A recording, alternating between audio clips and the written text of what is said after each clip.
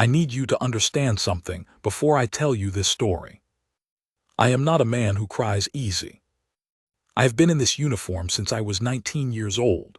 I have buried friends. I have held men while their blood ran out of them onto dirt roads in places most Americans couldn't find on a map. I have written letters to mothers and fathers and wives, and children explaining in the most careful, soft, hollow language I could manage that someone they loved was not coming home. I have done all of that. And I have done it with dry eyes because that was the job, and because falling apart in front of your guys means something breaks that you can't always put back together. But I want to tell you about a Sunday afternoon in October. I want to tell you about a canyon in Kunar province that we walked into like we owned the world and almost never walked out of. And I want to tell you about the woman who flew through a wall of fire to pull us back from the edge of something that didn't have a name yet, but was starting to feel permanent. Her name was Captain Dana Voss. And on that Sunday, when the radio crackled and her voice came through the static, calm, steady, almost like she was reading from a grocery list, I felt something I hadn't felt in 3 combat deployments. I felt like I might be okay. That's what I want to tell you about. So sit down and let me take you back. Section 2, The Setup. October 14th, 600 HOURS local. Forward Operating Base Blessing, Kunar Province, Afghanistan. The morning smelled like diesel and cold. That's the thing nobody ever tells you about Afghanistan in October. You think of the mountains, the dust, the endless brown of everything, and you forget that at 6 in the morning at elevation, that air cuts right through you. It gets into the collar of your uniform and sits there, damp and sharp, like somebody pressed a cold coin against the back of your neck and just left it there. I was standing outside the operations tent with my coffee. If you could call it that, it was really just hot brown water with ambition, and I was looking out at the valley below the fob. The Hindu Kush was doing what it always did at that hour, which was sitting there enormous and indifferent and beautiful in a way that made you feel very small and very mortal all at once. Specialist Tommy Akers came out of the tent behind me and stood there for a second blowing into his hands. "Briefs in 10, he said. "I know. You eat. Not hungry." He made a sound that meant he understood. Tommy was 23, from Clarksville, Tennessee, and he had a way of communicating entire emotional states in single syllables. A grunt meant one thing, a sigh meant something else. A particular kind of exhale through the nose meant, "I don't like this either, but here we are." In the 2 years I'd worked with him, he'd become fluent in my moods, and I'd become fluent in his, and we got along the way good soldiers get along, which is to say, we didn't need a lot of words for most things. "What do you think it is?" he asked. "Intel package. Something someone found on a drive somewhere. Probably another compound they want us to poke at." "That what they told you?" "That's what I told myself so I could sleep." He made the exhale sound. "Fair enough." We went inside. The operations tent at Fob Blessing was not a romantic place. It had a particle board floor that somebody had laid over gravel sometime in the previous decade and never quite leveled, so there was always a spot near the far left corner where the floor rocked slightly underfoot, like a very subtle earthquake. The walls were the standard army tan canvas with the plastic windows that had gone cloudy from sun exposure. There were maps. There were always maps, mounted on boards, taped to walls, rolled and stacked in the corner like a very tactical library. There were 2 folding tables pushed together in the middle and a dozen mismatched chairs around them. And at any given time there were also coffee cups, water bottles, half-eaten energy bars, and at least one set of body armor that somebody had set down meaning to move it and never gotten around to. Our company commander, Captain Alan Brecht, was already there when we came in. He was 41, which felt ancient to us, with gray at the temples and the careful, watching eyes of a man who had learned a long time ago not to react to things until he understood them. He was bent over the central map with our intelligence officer, Lieutenant Kara Sims, who was pointing at something in the valley terrain and talking in a low voice. They both looked up when the rest of the team filed in. "Get settled," Breck said. "We've got a lot to cover." There were 15 of us in the room. 3rd Platoon, Charlie Company, 1st Battalion, 75th Ranger Regiment. We were 8 months into our deployment and we were good at what we did. Not cocky about it, not the way young soldiers sometimes get. Just calibrated. We knew our jobs. We knew each other's jobs. We'd been in enough hard places by then that the pre-mission butterflies had mostly become pre-mission focus, that particular sharpening of attention that happens when your body knows something real is coming. Sims pulled the map sheet to the center of the table and weighted the corners with water bottles. "Okay," she said, "here's what we have." The map showed a stretch of the Kunar River Valley about 22 kilometers south of the FOB. Rugged terrain, which was not unusual. All terrain in Kunar province was rugged. The whole province looked like God had crumpled it up and forgotten to smooth it back out. There was a village marked, Kalat Maidan, about 4 kilometers up from the river. And running northeast from that village, a canyon system. The map labeled it with a local name that translates roughly in English to something like the place where the wind comes from, which I remember thinking sounded almost poetic until Sims started talking about what was in it. Human intelligence source, confirmed through 2 additional sources, indicates a weapons cache and possible command node operating from this canyon system, she said. The cache is assessed as significant. We're talking heavy weapons, likely Chinese-manufactured RPGs, possible MANPAD components, and a stockpile of IED precursor material sufficient to supply operations across the province for at least 6 months. Nobody said anything. That was a lot of ordnance. Command node is believed to be used by a mid-level commander who goes by the name Tariq Waziri. He's been connected to at least 4 separate attacks on coalition forces in the last 18 months. Our source indicates he cycles through this location every 2 to 3 weeks. We believe he's there now, or arriving within the next 48 hours. Brecht leaned forward. "What's our confidence on the timeline?" "Moderate to high," Sims said. "The source has been reliable on 2 previous occasions. We ran the imagery against the previous visits and the activity pattern matches." "What's the canyon look like on the ground?" Sims switched to a topographic overlay. The canyon was, and this is the word I kept coming back to, narrow. Not the kind of narrow that's just tight. The kind of narrow where the walls rise 200-300 feet on each side and the floor is maybe 30-40 meters wide at the widest point. A slot canyon, essentially. The geological term for it is something boring and technical. The tactical term for it is what my first sergeant would later describe, with eloquent simplicity, as a goddamn coffin. "The main entrance is from the south," Sims said. "There's a secondary exit point roughly 1.2 kilometers in, but it's a climb. Steep. Probably passable on foot but not quickly." "Covering positions on the walls?" "Unknown. We don't have imagery of the interior. The canyon runs east-west, and the satellite angle hasn't given us a clean look. So we're going in without knowing what's on the walls." "Correct." Breck stood up straight and looked at the ceiling for a second, then back at the map. "Air support package. 2 Apache on call from Camp Wright. Transit time approximately 12 minutes. We also have a CAS bird potentially available from Bagram. An A-10 assigned to the 23rd Fighter Group is running a patrol circuit in the region. She'd be within range." "She?" Sims looked slightly amused. "The pilot, Captain Dana Voss. She's been on rotation out of Bagram for about 6 weeks. The squadron speaks highly of her. She's got a significant number of combat CAS hours. Confirmed multiple close air support engagements." Brecht nodded once. "Good to know." I remember looking at Tommy at that point.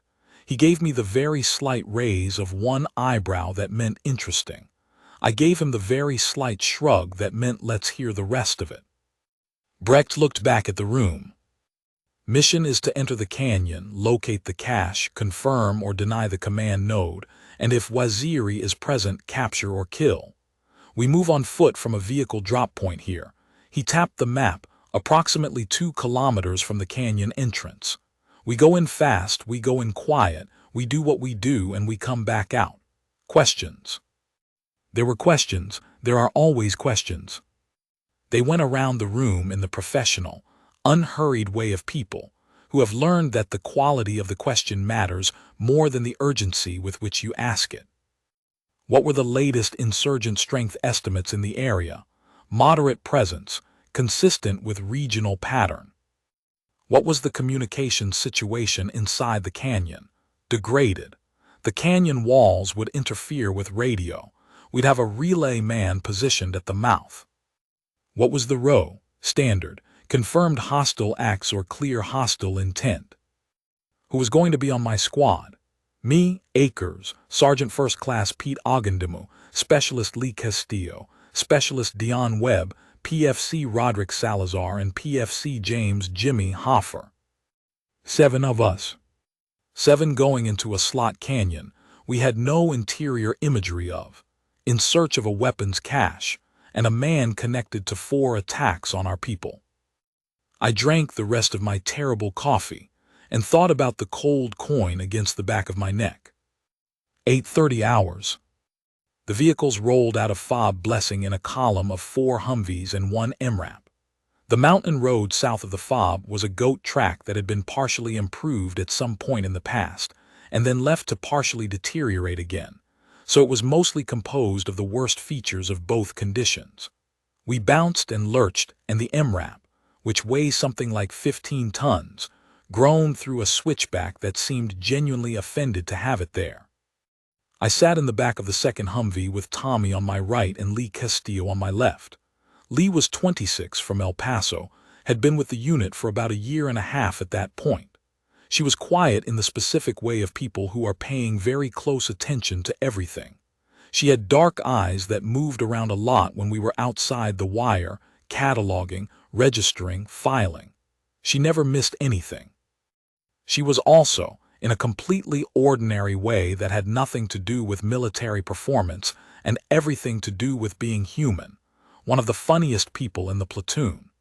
She had a gift for finding the absurdity in terrible situations and delivering it in a tone so flat it took you a second to realize she was being funny. She was looking out the window now, though. "Canyon's going to be cold," she said. "Probably. I hate canyons." "Yeah. Remember that canyon we cleared in Helmand, the one with the—" "Don't. I'm just saying. I know what you're saying, and I'm asking you not to." She was quiet for a second, then, "Roger that." The ride took about 45 minutes. We dismounted about 2 kilometers from the canyon entrance as planned, concealed the vehicles in a wadi behind a broken ridgeline, and started moving on foot. The terrain was rocky scrub, the kind of footing that asks a lot of your ankles, especially under the weight of full kit. We moved in a staggered column, intervals maintained, nobody talking. The sun was getting higher and starting to have some heat in it, which meant the morning cold was cycling out, and the dry elevation warmth was cycling in. Pete Ogundemu was on point. Pete was my platoon sergeant, which meant technically he outranked me in the squad, but in practice we worked as partners. He was 34, Nigerian-American from Minneapolis, had done 6 deployments across Iraq and Afghanistan, and somehow managed to remain a person of fundamental decency and dark humor about it. He was also physically one of the most capable people I had ever met, not in the loud way, but in the quiet way of someone who has simply maintained the machine of himself with great care for a long time. He moved up that rocky slope like water, finding the easiest path. I watched him pick his route ahead, and I thought about what Sims had said. The canyon walls, unknown, no interior imagery. I thought about that for a minute. I thought about it until we got to the ridge and looked down, and then I stopped thinking about it and started feeling it instead. The canyon entrance was below us, about 300 meters, and it looked okay. Let me try to describe this accurately because it matters. You know how in movies they show you a canyon and it's this grand geological feature, wide and sweeping and full of light. This was not that. This was a wound in the earth. That's the honest way to put it.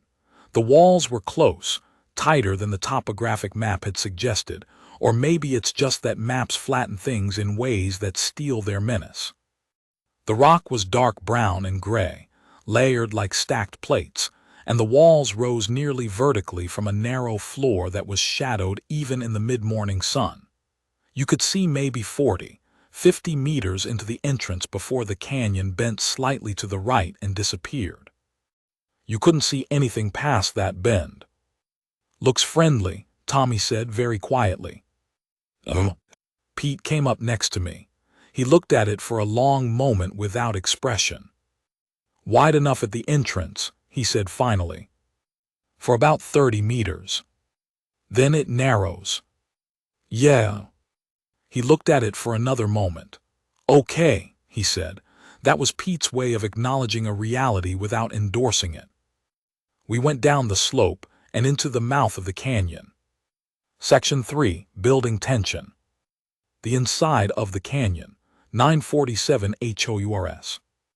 The first thing that hit you when you went inside was the sound.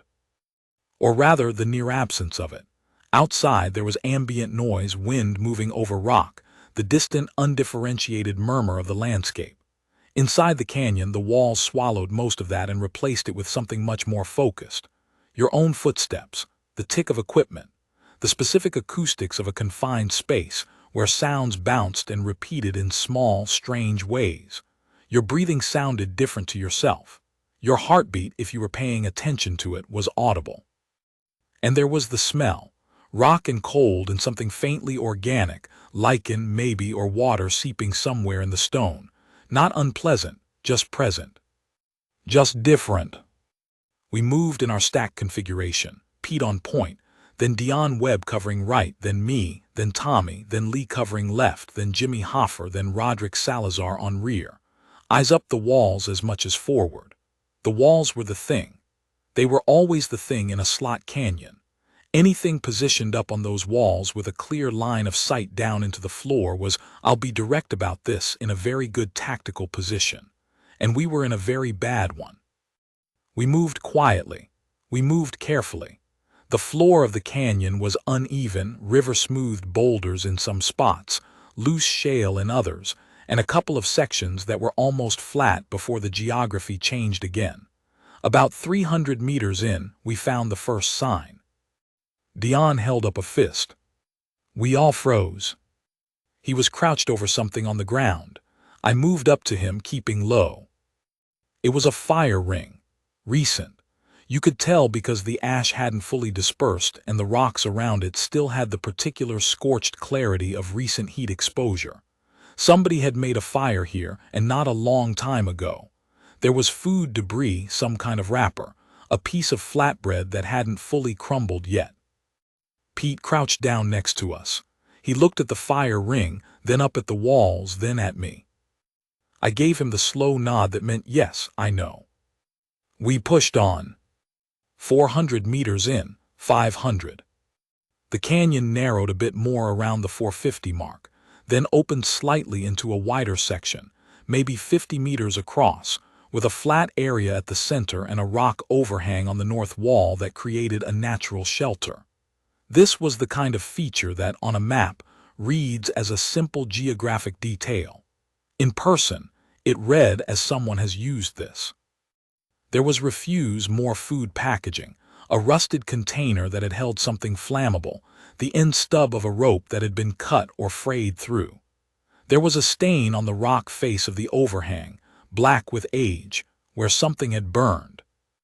Cache could be deeper, Pete said quietly. Or this is a forward position, I said. Somebody watching the entrance. Then where are they?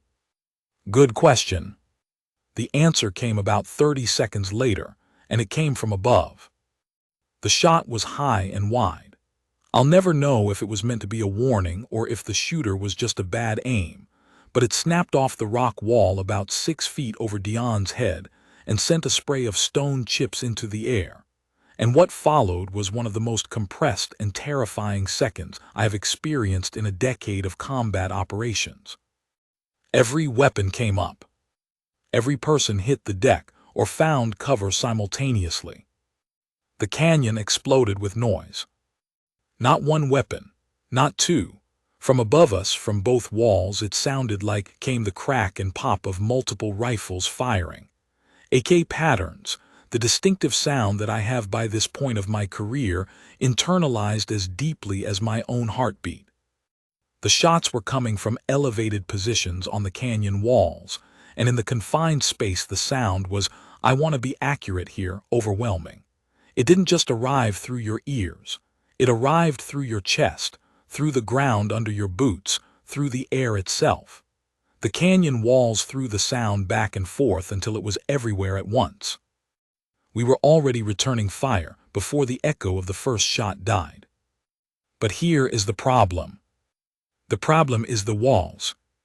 We were shooting up at angles that were steep, at targets that were partially obscured by rock ledges, at muzzle flashes that moved and repositioned between shots. The canyon floor gave us almost no cover.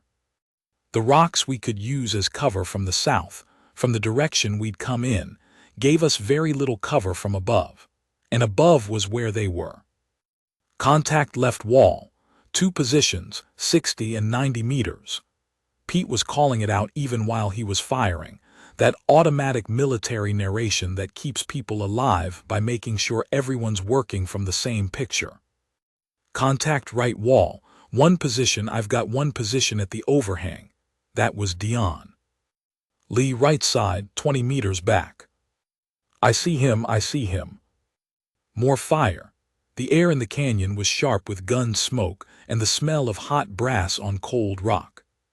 I pressed myself against the canyon wall, the north wall, just below and behind a slight protrusion in the rock, and I was working through what I knew about our situation. We were in a slot canyon. We had contact on both walls. We could not retreat without crossing open ground that was being fired into from above. We could not advance without moving deeper into the kill zone. Our radios were going to be degraded in here. And we did not know how many were up there. I keyed my radio. Relay, this is actual. We are in contact, multiple positions, both walls. We are in a contested position inside the canyon. We need air support. How copy? Static, the canyon walls were eating the signal. Relay, how copy? A broken response. I caught actual, and then fragments, and then nothing clean. Jimmy Hoffer was at the mouth position, our radio relay man, positioned just at the canyon entrance. I had left him there specifically for this reason, but the signal still wasn't making it through cleanly. The canyon geometry was worse than we'd hoped. I tried again, got fragments. Down, Pete shouted. The RPG round came from the right wall, from a position we hadn't fully identified yet. It hit the floor of the canyon about 12 meters from us, and the blast wave rolled through the enclosed space like a concussion from inside a drum. Rock fragments filled the air. I felt something clip my left arm and I didn't look at it. You don't look at it in the moment. You make yourself not look. Roderick Salazar was down. Not dead, I could see him moving, but he was on his side, clutching his leg, and the expression on his face told me it was bad. Dion Webb was already moving to him, staying as low as the uneven ground allowed. Rod's hit. How bad? Leg, I can see bone. The next 30 seconds were the worst kind of military mathematics. The kind where you're calculating how long you can stay in a position that's getting worse against the cost of trying to move to a position that might be worse still, and both answers are bad.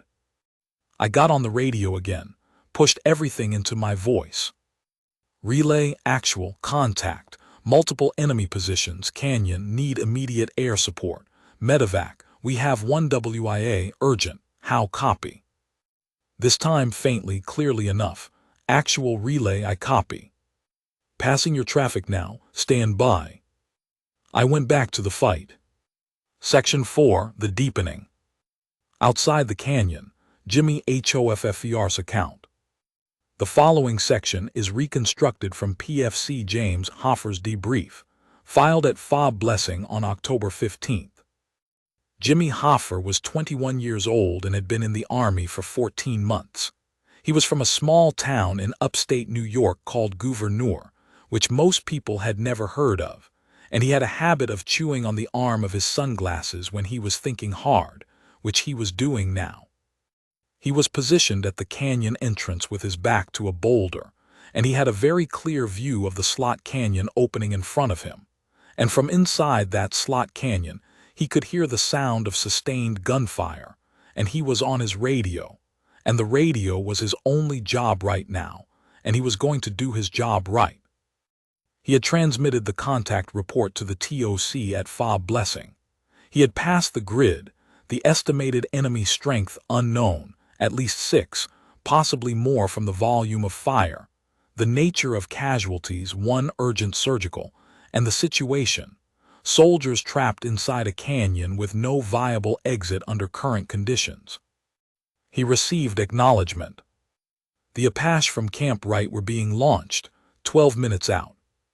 12 minutes, Jimmy thought. He looked at the canyon mouth. The firing from inside had not stopped. He thought about the Apache and he thought about the 12 minutes, and then he thought about the other thing the intelligence brief had mentioned. The A-10. The CAS bird on patrol. He keyed his secondary frequency, the one for direct air coordination. Any aircraft, this is Ranger 16 Romeo at grid. He read the grid from his handheld, requesting emergency close air support. We have Rangers in contact inside a canyon system, multiple enemy positions on elevated walls, 1 urgent surgical WIA. How copy? Static. Then Ranger 16 Romeo, this is Warthog 2-1. I copy your traffic. Say your situation again. Slowly. Jimmy said it slowly. The voice on the other end was female, calm. Not the false calm of someone hiding panic, the real calm of someone whose brain had shifted into a particular gear. Warthog 2-1 copies. I am 6 minutes out to your position. Give me your grid, the grid of friendly forces inside the canyon, and any information you have on enemy positions. Jimmy gave her everything he had. Roger, she said, keep this freak, I'm coming. Section 5, The Pilot.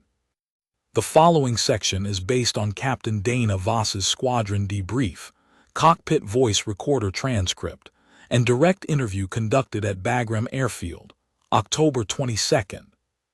Captain Dana Voss, A-10C Thunderbolt II Warthog, CALLSIGN, Warthog 2-1.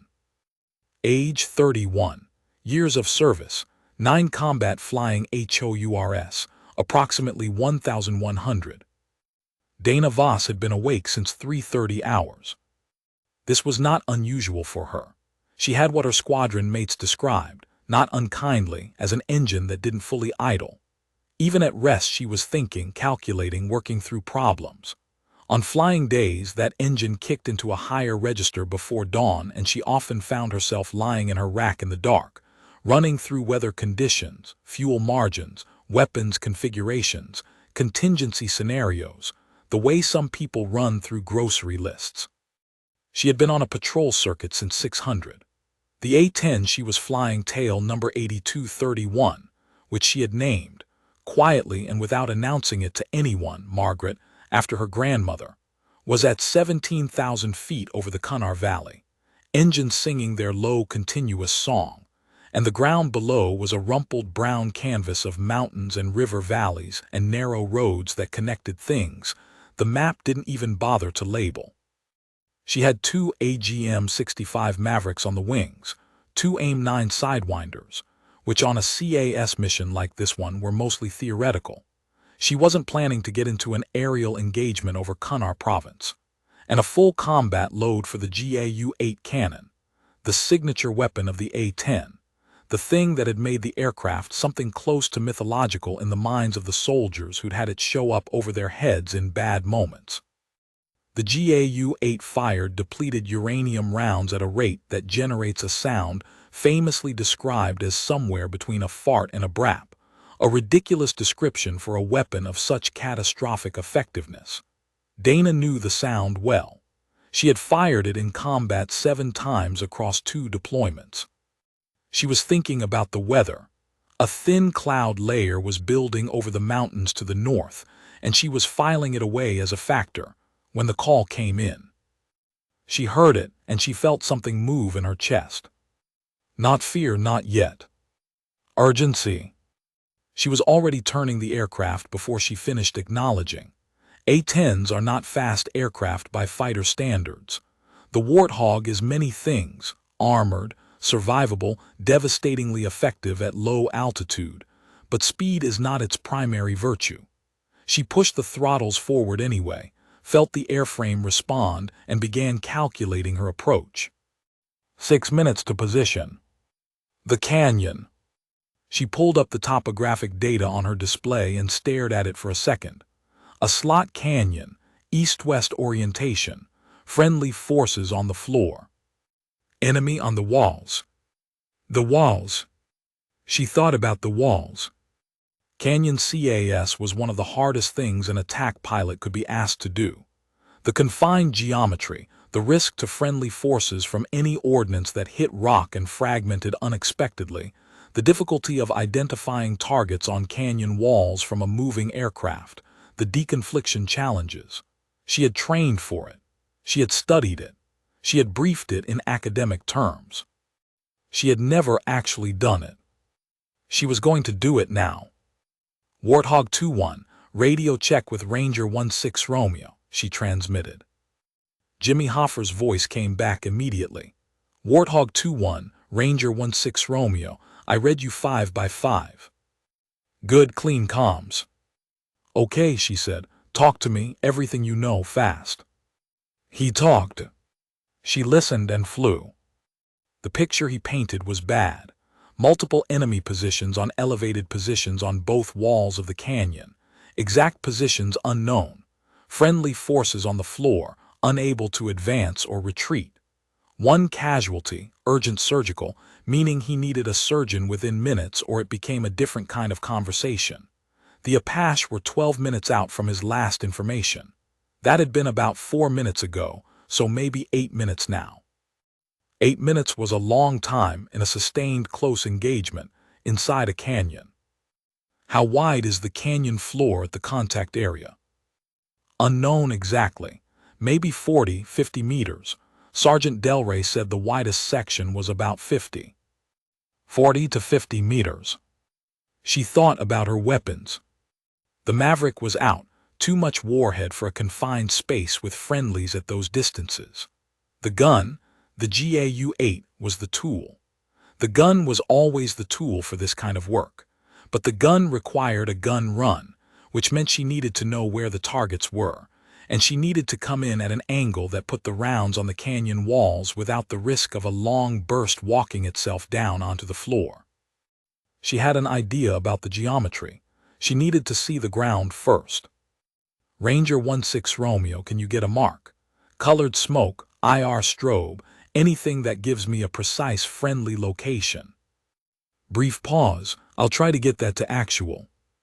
Do it fast, 2 minutes to visual on the canyon. She dropped altitude.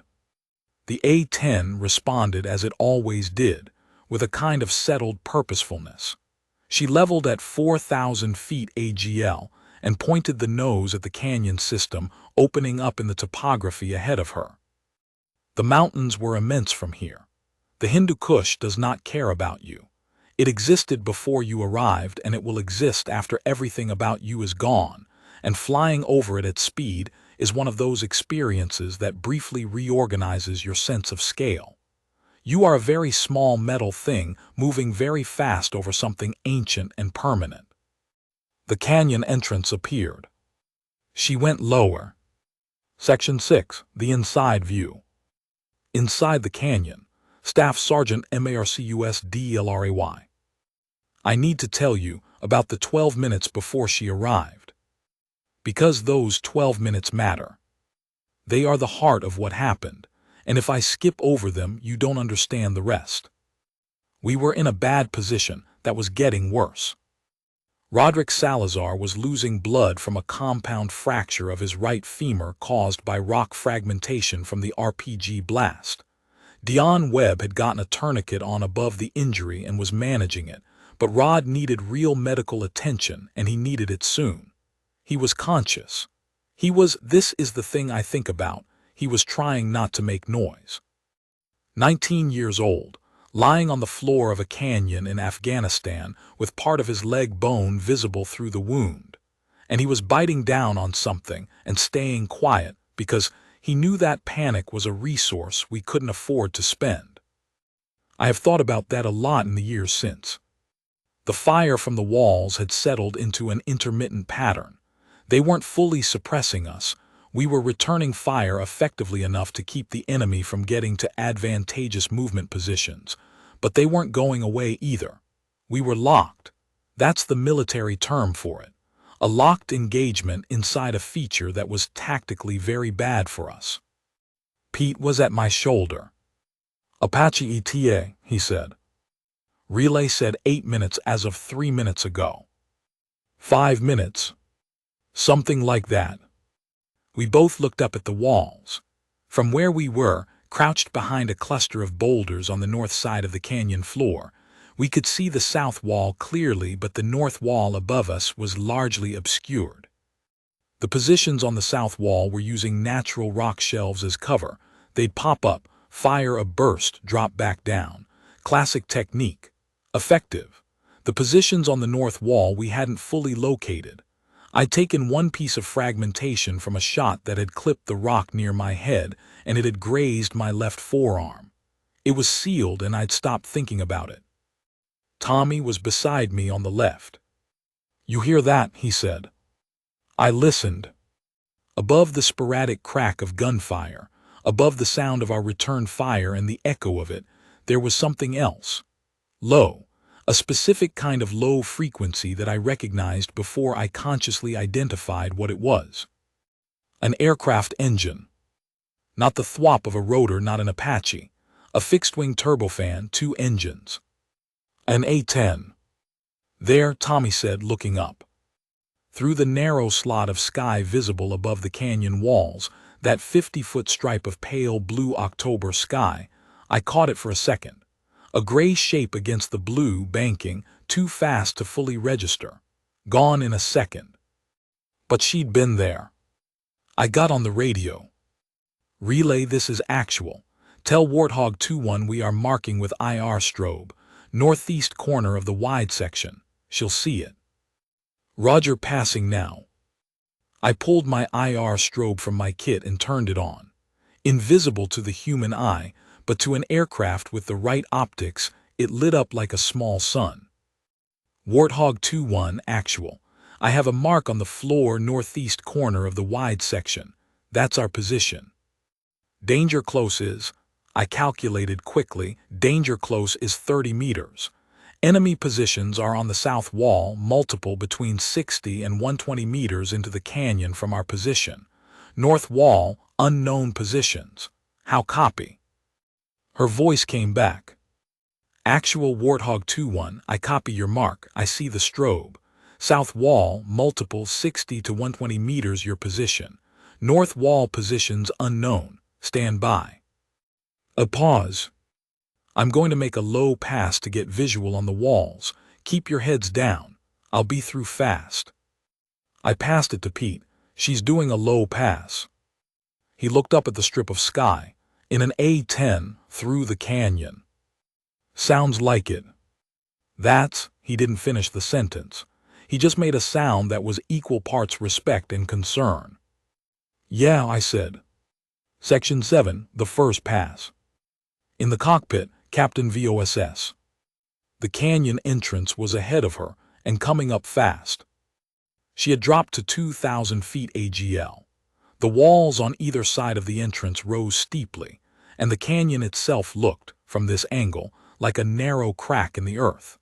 The kind of thing you'd walk past 100 times without noticing it from the road, and then step to the edge of it and suddenly understand how serious it was. She had never flown a gun run into a slot canyon. She had never heard of it being done. She was going to do it. Not a gun run yet. First a pass. She needed to see the walls. She needed to see the targets or where the targets were before she could think about putting rounds on them.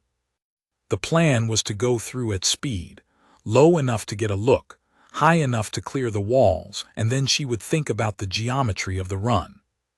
4,000 feet between the walls at the canyon's widest. The A-10's wingspan is about 57 feet. Plenty of room, technically. But the walls rose another couple hundred feet above the widest point.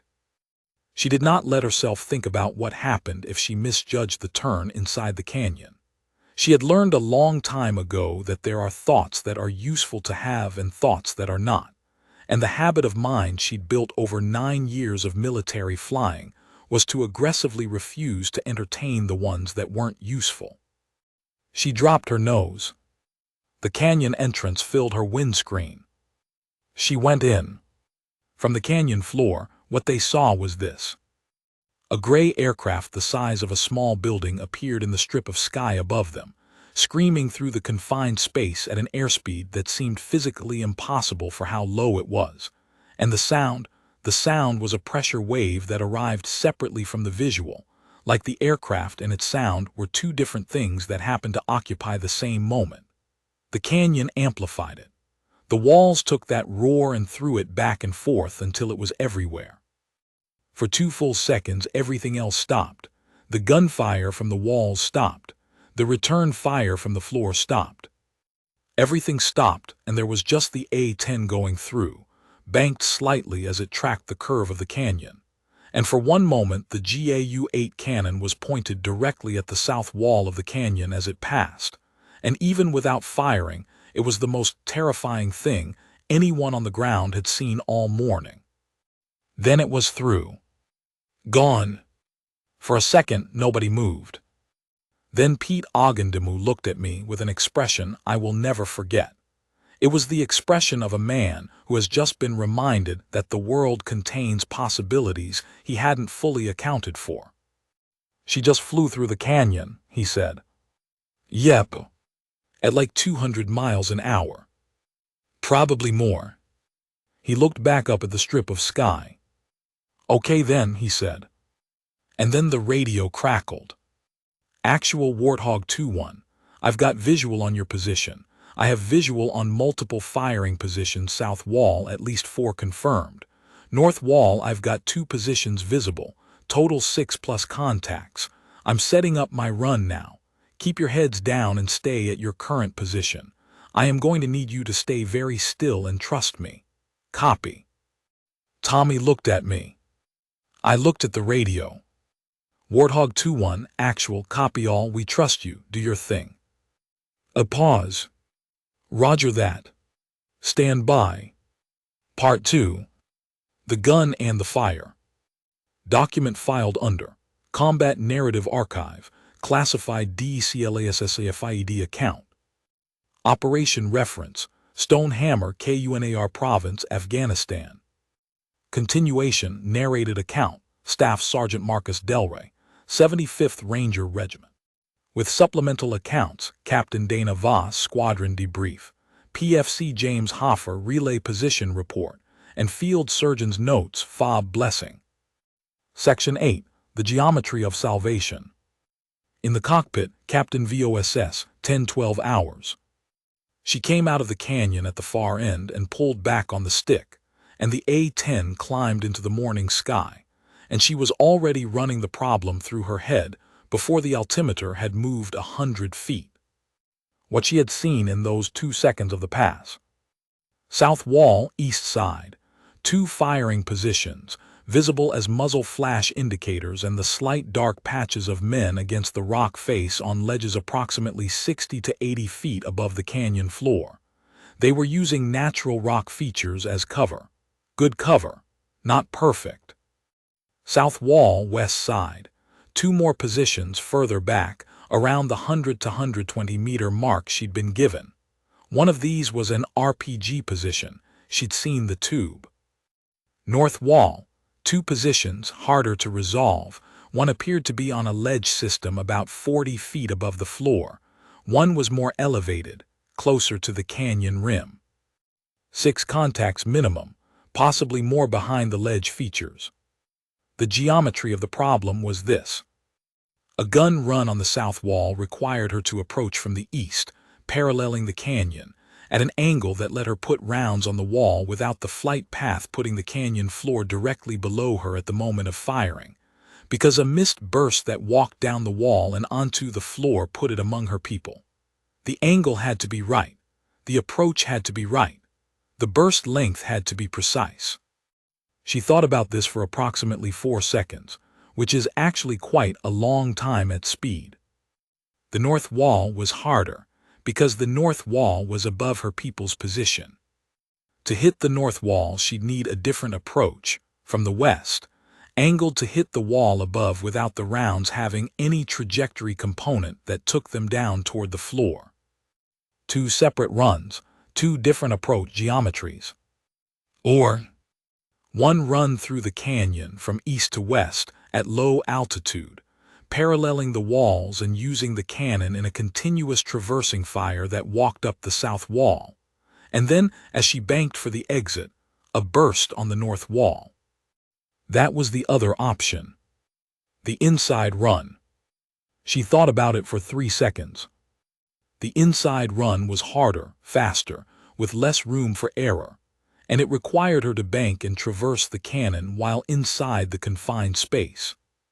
But it gave her 1 pass that could neutralize both walls simultaneously, or close to it, which meant less time during which her soldiers on the ground were exposed. She made her decision. She got back on the radio. Actual Warthog 2-1. I'm going to make a gun run through the canyon. West to east approach. I'll engage south wall targets first, then roll to north wall. The geometry is going to be tight, so here's what I need you to do. On my mark, when you hear my engines get loud again, every man on your position presses flat to the canyon floor and does not move. Do you copy? My voice came back. Copy, press flat on your call. 1 more thing, she said. The pass is going to be loud, really loud. Do not let anyone on your position stand up or move for 30 seconds after I make the pass. I need 30 seconds. Copy. Copy 30 seconds. Good, a breath, get ready. She pushed the nose over and pointed the A-10 at the canyon from the west. The canyon floor, Staff Sergeant DLRAY. I want to take a moment here. Because in the middle of all of this, the smoke, the ringing ears, Rod Salazar bleeding on the floor, the intermittent crack of rounds off the canyon walls, the dry metallic taste in my mouth that I have never found a good way to describe to anyone who hasn't had it. In the middle of all of that, I took a moment to think about the woman in the airplane. I didn't know her. I knew her call sign and I knew her voice on the radio, and I knew from the intelligence brief that she was Captain Dana Voss, and she had a significant number of combat CAS hours. That was the sum total of my knowledge of her as a person. But here is what I was thinking about as I passed the word to my team and watched them all flatten themselves to the canyon floor. She had just flown through this canyon once, at speed, at low altitude, to get a visual on the problem. Now she was coming back in to shoot it. I want you to understand what that involves. An A-10 Thunderbolt II is built around its gun. The GAU-8 Avenger cannon is a 30mm, 7-barreled Gatling-type weapon that fires approximately 3,900 rounds per minute. It fires depleted uranium armor-piercing rounds that will go through almost anything you care to name. It is mounted on the center line of the aircraft, below and forward of the cockpit, and when it fires, it produces a force equivalent to about 22,000 pounds of thrust in recoil, which, for reference, is more than the thrust of one of the plane's own engines. The plane actually slows down when it fires. What she was proposing to do was fire that weapon inside a slot canyon approximately 40 to 50 meters wide at its widest point, at targets on canyon walls 30 to 120 meters from the position of her own soldiers on the floor. Danger close, in Air Force terminology, is the minimum safe distance from friendly forces at which weapons can be employed. For the GAU-8 on a strafing run, the standard danger close distance is typically in the hundreds of meters. She was going to do it at 30. I thought about this. Then I pressed flat against the canyon floor and told myself to trust her. In the cockpit, Captain VOSS, 10:14 hours. From Cockpit Voice Recorder Transcript, Declassified 2024. VOSS, okay, west approach, canyon entrance in my 12, altitude, 2000, dropping to 1700, good, winds are light, no significant crosswind inside maybe, 5 knots from the east, I'll compensate. VOSS, south wall targets, I've got my picture. First 2 positions at the 60-meter mark, rock ledge, south face. Then the 110-meter mark, RPG tube visible in my head. Good. Pause 3.2 seconds. VOSS, north wall, 40-foot ledge above the friendly strobe, 180 out on azimuth from south wall engagement. I'll roll right on the exit, pick up the north wall. Short exhale. VOSS, you've got this, Dana. Throttles advancing, engine note rising. VOSS going in. The canyon floor. The sound came back. It came first as a vibration in the rock. You could feel it before you heard it, the specific mechanical signature of those 2 big turbofan engines working hard, arriving through the stone before the air had time to carry it. I had my face turned sideways, pressed against the ground, and I felt that vibration move through the rock and into my jaw, and I thought, with a clarity that surprised me given the circumstances, she's really doing it. Then the sound hit. There is no adequate description for what a low-altitude A-10 sounds like inside a slot canyon. I've tried many times to find the right words for it. I've been in explosions. I've been in artillery barrages. I've been in firefights in confined spaces, buildings, alleyways, the interior of vehicles. None of those are the right reference point. The closest I can get is this. Imagine that sound is a physical object, and imagine that physical object fills the entire space you're standing in, floor to ceiling, wall to wall, with no room around it. That's what it felt like. The canyon took that aircraft sound and simply amplified it beyond any ordinary register. The air moved. The air physically moved against my face, even with my head down, and my cheek against the cold canyon floor. Then the gun fired. The GAU-8 has a distinctive sound. Everyone who's ever been near one describes it the same way, a brap, a tearing sound, something between a grunt and a roar, all of it happening very fast, almost too fast to process as individual shots. Inside the canyon, it was something else. The first burst hit the south wall to my right, and I heard the impact of the rounds on rock over and above the gun sound itself. A rapid secondary percussion of very large rounds hitting very hard stone, and through the gap in my fingers where my hands were covering my head, I caught a glimpse of rock face erupting in a line. A line. She was walking the rounds up the wall. The first firing position on the south wall at the 60-meter mark was occupied by 2 men. What happened to them in the next 1.2 seconds of the initial gun burst I won't describe here, because this is not a story about what happens to human bodies when depleted uranium rounds arrive at high velocity, but I will tell you that position was silent after that. The aircraft crossed above us.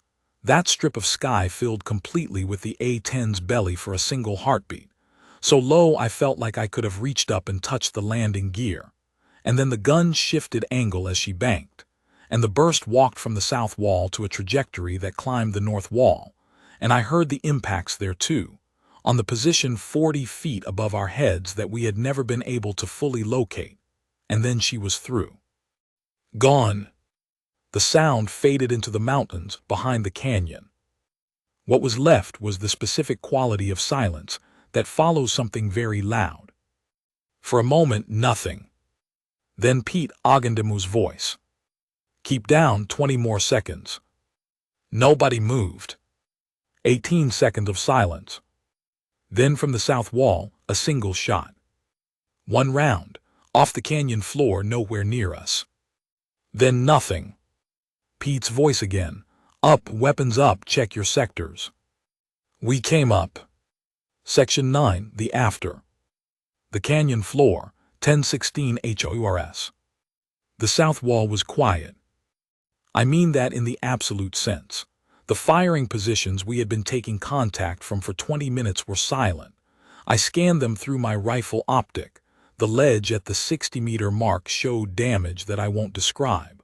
The position at 110 meters had partially collapsed, a section of the rock ledge itself having come apart under the impact.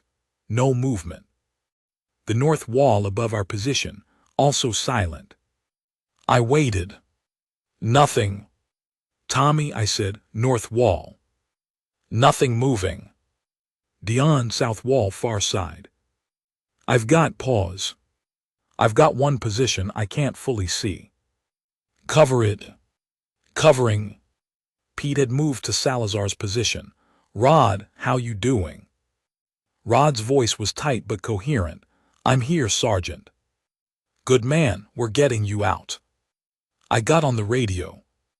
Warthog 2-1 actual. BDA south wall targets appear neutralized. North wall position appears neutralized. We still have one possible unknown position south wall far end. We are up and moving toward exit. What's your status? Her voice came back. Actual Warthog 2-1. I am off target, climbing to set up for another run if needed. Give me your assessment in 60 seconds. A pass should be on station in about 3 minutes. Roger, checking our position now. I looked at Pete. He looked at the canyon walls, the exit point ahead of us. If we move now, we can be at the secondary exit in 4 minutes, Pete said. Salazar carried between 4 of us. The unknown position. It hasn't fired in 2 minutes. Could be waiting. Could be gone, he looked at me. We can't wait here. He was right. We couldn't wait there. Salazar needed surgery. The position was still compromised even if it was significantly less compromised than 5 minutes ago, and the clock on Rod's blood loss was real. Okay, I said. We move. Lee and Dion carry Rod, Tommy on point, I'm rear, Pete, you're calling it. Moving, Pete said. We moved. The secondary exit, 4 minutes later. The secondary exit from the canyon was exactly as advertised. A steep climb up a crack in the north wall, maybe 30 feet of scrambling over broken rock, and then a traverse across a rock shelf to a point where the canyon rim was accessible. Getting Rod Salazar up that 30-foot section was, there isn't a clean word for it. It was hard. It was physically, emotionally, gut-wrenchingly hard. The 4 of us getting him up that section without aggravating the wound, with the tourniquet in place and the blood soaking through the field dressing and Rod trying very hard not to make sounds and not entirely succeeding. Dion Webb, who is one of the strongest people I have ever personally known, took the majority of Rod's weight for the most technical section and didn't say a word the whole way up. Just did it. We got him to the top. We got to the canyon rim, and I looked out at the valley and the mountains and the October sky, and I took one breath that was entirely different from all the breaths I'd been taking for the previous 25 minutes. My radio crackled. Actual Warthog 2-1, I've got you on the rim. Apache flight is on station, they're working the canyon now. I'm maintaining cover. What do you need? I looked at Salazar. He was conscious, pale, the tourniquet doing its job. He needed a medevac bird right now. Warthog 2-1, actual. All personnel are clear of the canyon. We have one urgent surgical. I need a medevac bird at my position. Grid follows. I read the grid. Can you cover while we wait? Actual Warthog 2-1. I've got you covered. Medevac is already being launched. I've been in contact with Camp Wright. ETA 7 minutes. 7 minutes. I looked at Rod. Dion was working on the wound, repacking the dressing, keeping pressure. 7 minutes, I told Rod. He closed his eyes and nodded once. Yeah, he said, okay. Section 10, the weight. The canyon rim, 1024 HOURS. 7 minutes is a strange unit of time. In ordinary life, it is nothing. It is the length of a short drive, the time between commercials, the gap between wanting coffee and having coffee. On a canyon rim in Kannar province with a man bleeding through his field dressing, 7 minutes is its own particular country, with its own particular geography. We set a security perimeter. Tommy and Lee took positions on the east and west flanks. Pete and I were with Rod. Dion kept working on the wound, he was our combat medic, and I watched Rod's face and tried to keep the math of blood loss out of my conscious thoughts, where it would do no good. Rod Salazar was a PFC. He was 19. He was from San Antonio, Texas, and he had a younger sister named Maria who was 15, and who he talked about occasionally in the way that little sisters get talked about by older brothers, which is to say, with a specific exasperated fondness that doesn't actually contain a single word of criticism. He had a girlfriend whose name I will not include here because some things belong to the people they belong to. He had been in the army for 8 months. He was lying on a canyon rim in Afghanistan with his teeth clenched against the pain, and he was not making a scene about it, and I felt something looking at him that was not quite any emotion I know the name of. It was something between pride and grief, and a particular kind of love that you don't talk about because the language for it doesn't exist, or at least the language for it doesn't exist in any vocabulary I was raised in. Hey Rod, I said. He opened his eyes. You remember what you told me in the briefing tent last week, when I asked you what you were going to do when your contract was up. He remembered. I could see it in his face. Mechanic, he said, his voice was thready. Auto mechanic, my uncle's shop. San Antonio. Yeah. You're going to do that, I said. You understand me, that is going to happen. This is not the end of that story. He looked at me for a second. You sound pretty sure, he said. I am sure. He made a sound that might have been a laugh. Okay, Sergeant. Overhead, the A-10 was making slow orbits. I could hear it, that distinctive engine sound, the low mechanical presence of it circling above us. Watching, covering, I didn't look up. I kept looking at Rod. But I knew she was there. From the cockpit, Captain VOSS, 10:22 hours. From debrief transcript.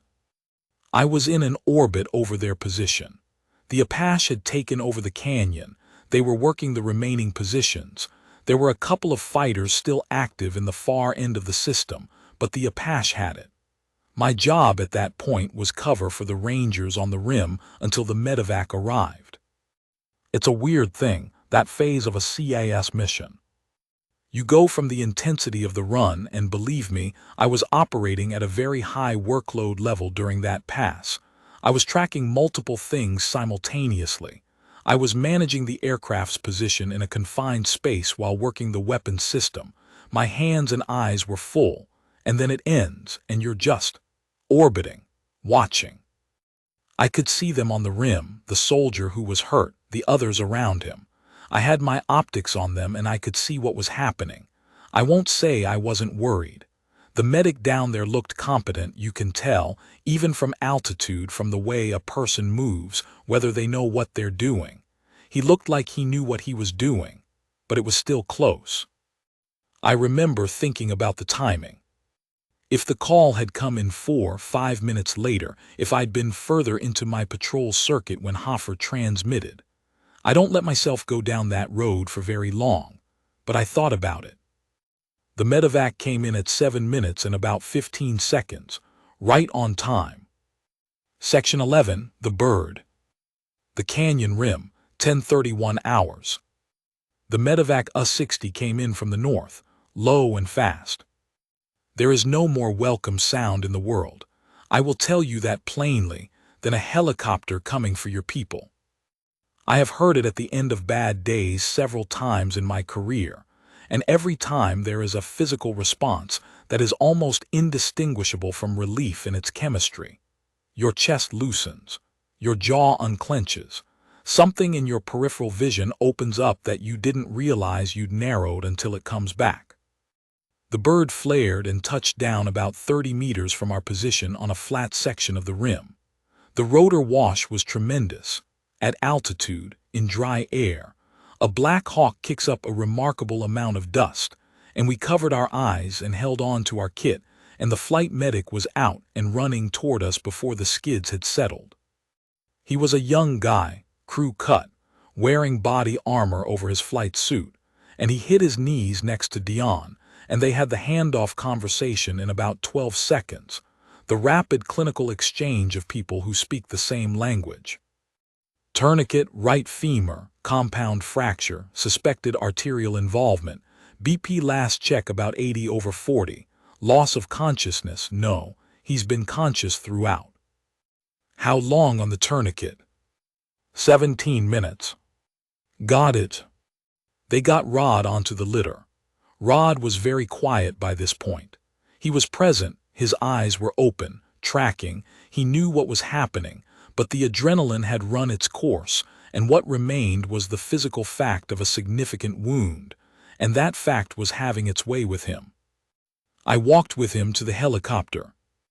I don't know why, there was no tactical reason for it. The area was secured, the perimeter was up, Pete had everything running the way it needed to run. I just walked with him. At the door of the helicopter, Rod looked at me. "Tell Captain Voss," he said, and then he didn't finish the sentence. "Tell her what?" I said. He thought about it. "I don't know," he said, "just tell her." They got him in the helicopter.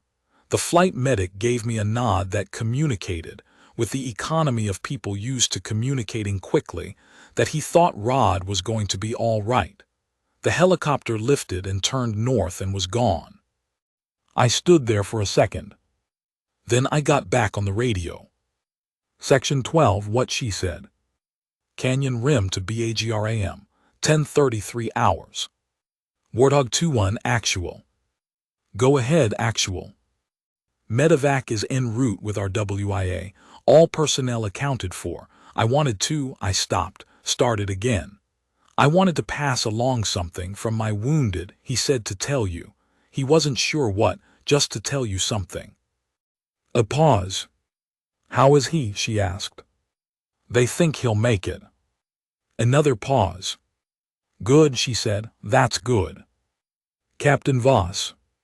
Yeah. That pass you made, through the canyon, what you did. Don't, she said, and she said it gently, the way you say something when you mean I understand what you're trying to say but I don't need you to say it. It's what the airplane's for. You were in a bad spot. You needed fire support. I had the platform to provide it. That's the job. Still. A very short pause. Yeah, she said, still. The radio was quiet for a moment. Below us, the canyon was quiet. The Apache were working the far end, and I could hear their occasional bursts of fire, but from here, from the rim, in the October morning air, it felt far away. Get your people back safe, she said. Roger that. Warthog 2-1 out. The engine note changed as she banked and climbed away from the area, turning east back toward Bagram, and I watched the aircraft go, that thick, ungainly, beautiful shape, built for function and not for aesthetics, the kind of machine that makes no concessions to looking graceful and manages to look powerful instead, until it was small and then smaller and then gone against the mountains. I stood there for another second. Pete appeared at my shoulder. Ready, he said. Yeah, I said, ready. We started moving. Section 13, The Aftermath. Fob blessing, 1347 hours. We made it back to the fob in the early afternoon. The vehicles were where we'd left them. The ride back up the mountain was quieter than the ride down had been, in the way that rides after contact are always quieter, not silence, because rangers don't do complete silence, but a quieter conversation, a lower register, the natural decompression of people who have been in a bad place and are now moving away from it toward a hot meal and a cot and the luxury of sitting down. I was in the back of the second Humvee again, Tommy on my right, Lee on my left. Lee was looking out the window. "Canyon's not as good as I remembered," she said. "You didn't like it coming in either." "I liked it even less going out." "Fair point." "That pilot," Tommy said. "Yeah. She just flew through a slot canyon to shoot people." "Yeah. At 30 meters danger close." "Yeah." He shook his head slowly in the particular way that means I have processed this event and do not have a better response. "I want to buy that woman a drink," Lee said. "She's at Bagram." "I'll figure it out." "She probably doesn't need a drink from us," Tommy said. "She's getting one anyway," Lee said. "That's not negotiable." Fob blessing, medical section, 1500 hours. The word came in from Bagram just after 3 in the afternoon. Roderick Salazar was out of surgery. The arterial damage had been significant but not unsurvivable. The femur was repaired with hardware. He was in recovery. He was expected to be medevaced to Landstuhl Regional Medical Center in Germany within 24 hours, and from there to the States. He was not going to lose the leg. Pete told me this and I nodded and said good, and then I went to the back corner of the operations tent, where there was a folding chair and a stack of map cases, and I sat down in that chair, and I put my elbows on my knees, and I put my face in my hands for about 45 seconds. Not crying. Just letting myself feel the shape of the previous 8 hours, running my hands over the edges of it, making sure I understood what had actually happened. When I came out of it, Tommy was standing there with 2 cups of terrible coffee. He handed me one. He sat down on the map case stack. We drank our terrible coffee in the back of the operations tent and didn't say anything for a while. "You know what I keep thinking about," he said finally. "What?" She was alone up there in that cockpit making that decision. "I thought about that." "Yeah," I said. "Nobody else in that airplane telling her to do it. Nobody pushing her in. Just her and the airplane and the decision." "Yeah. That's something," he said. "Yeah," I said, "it is."